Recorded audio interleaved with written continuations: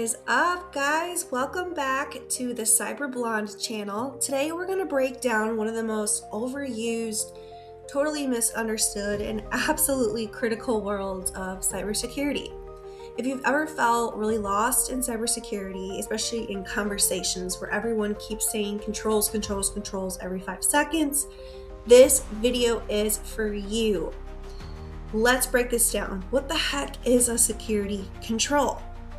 By the end of this video, you're going to understand why this one word unlocks everything in cybersecurity: interviews, frameworks, audits, certifications, all of it.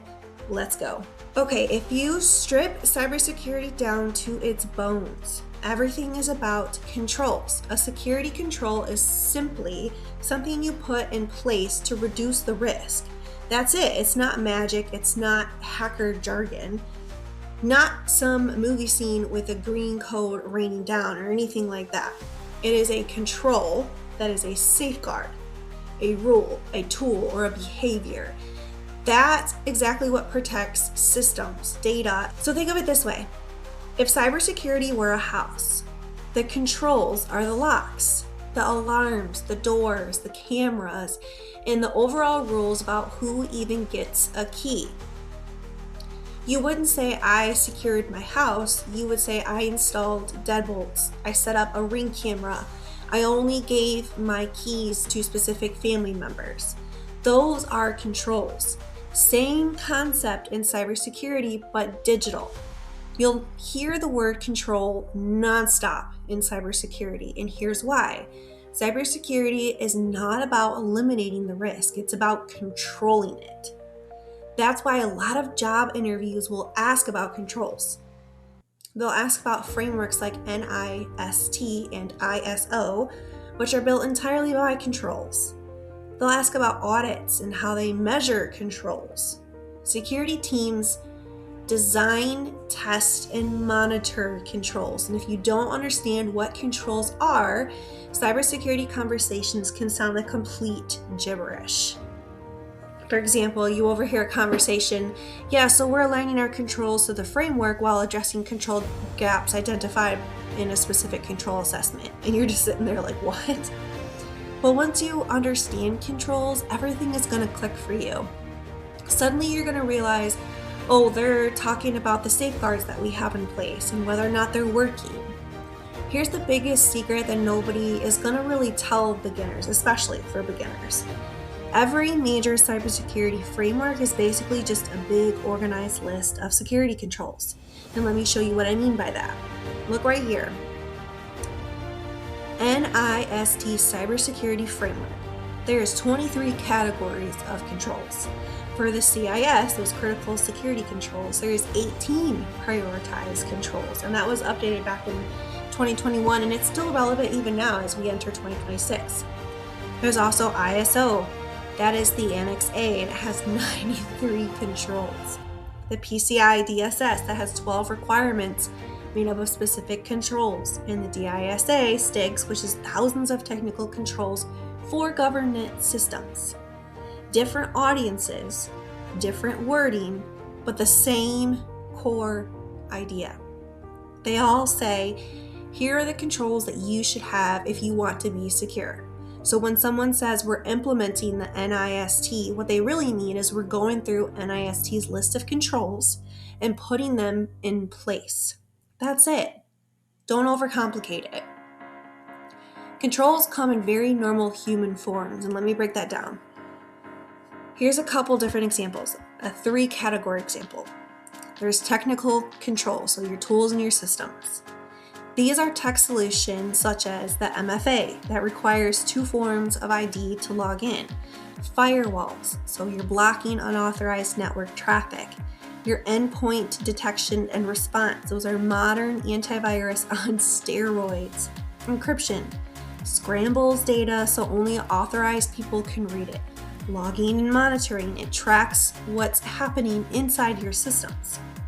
Then you jump over to number 2, so those administrative controls, those are really your rules and your decisions. These are the policies and processes.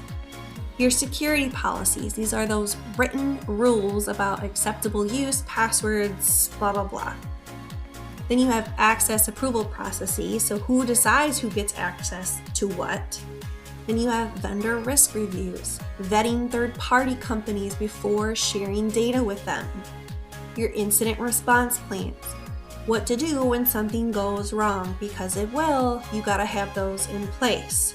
Number 3, the physical and human controls, so total people and behavior. These involve the true human element. This is training, teaching employees how to spot phishing, those background checks, vetting employees before you even hire them. Least privilege access, only give people the minimum access that they need. Separation of duties, no one person controls everything, and that's going to prevent your fraud. If it prevents, detects, or limits damage, it's a control. That's the test. Simple. Here's what beginners will usually panic about, and I want to simplify it so it's a little less eerie for you. Control monitoring equals checking that the control actually works. It's not enough just to say, do we have an MFA? Okay, you need to ask, is MFA enabled everywhere or just in some places?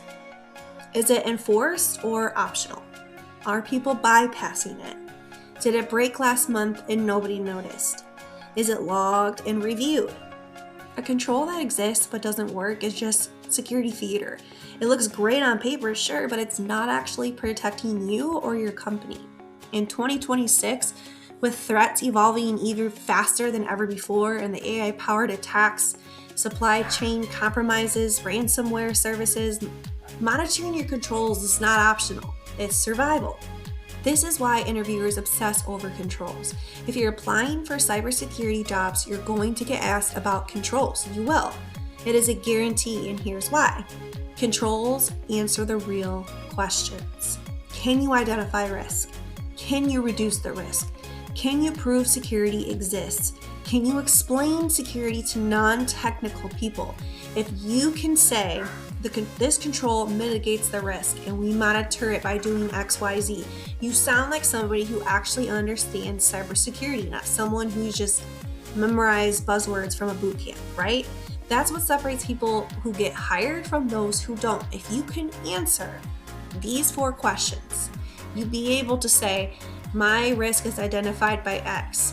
We can reduce the risks by Y. And you can prove that security exists, done, boom, hired. It is such a big and pivotal role this year in 2026 where cyber and AI merged together. Here's the big aha moment that changed everything for me when I was learning this kind of stuff.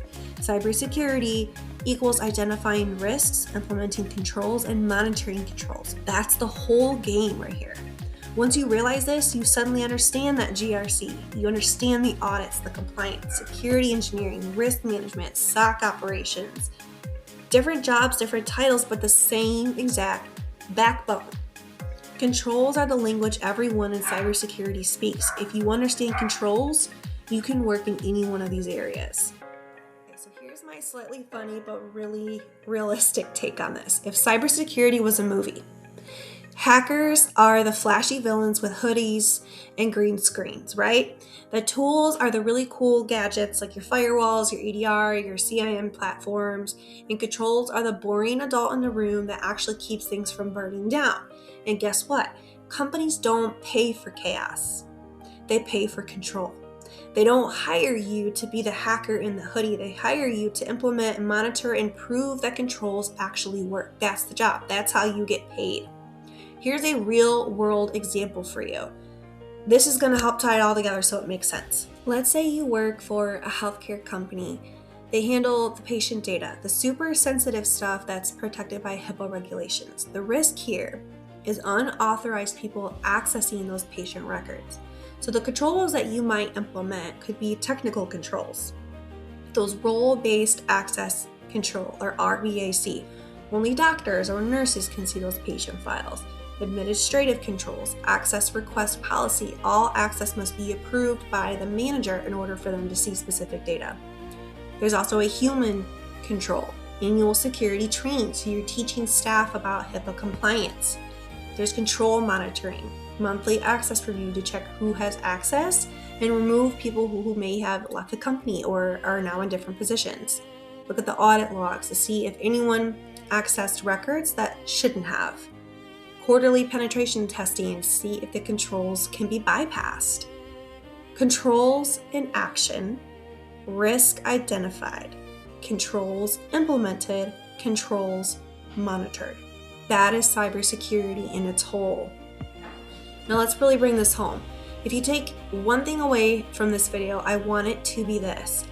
Security controls are the foundation of everything in cybersecurity. Whether you're studying for Security Plus, preparing for a GRC role, getting ready for an audit, or just trying to understand what your cybersecurity team actually does, start by understanding controls. Ask yourself, what controls do we have? What risks do they address? What is working? What's not working? Answer those 3 questions and you're already 80%, if not even 90% ahead of people in this field. If this has helped you finally understand what security control is, hit that like button right now, subscribe for no more BS cybersecurity breakdowns, drop a comment below, like what cybersecurity term should I explain next? What do you need help with cybersecurity? And if you want to go deeper, I have amazing, incredible guides, templates, frameworks, everything for you inside my Cyber GRC AI Academy. There is a free option so you can get started completely for free and learning the A to Z for cybersecurity, GRC, and AI. The link is right there in the description below. Thank you so much for watching, and I will see you in the next one.